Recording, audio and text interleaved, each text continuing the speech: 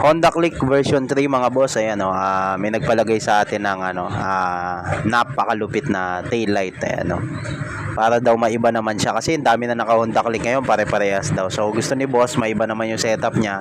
Ayan ang ganda ng tail light mga boss, parang Christmas light talaga Paskong Pasko na mga boss. Ayan sa mga mababa, syempre sabihin bawal daw yung ganyan. Meron po yung mga modes mga boss, may mode siya na balik sa stock, kumbaga pula lang.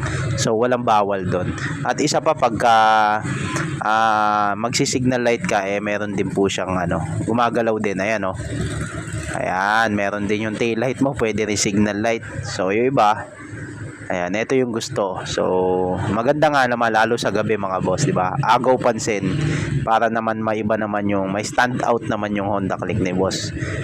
Ayan, napakalupit. At sa mga maglalagay nito, magpapalagay nito mga boss, hindi biro to, no? Ang daming babaklasin.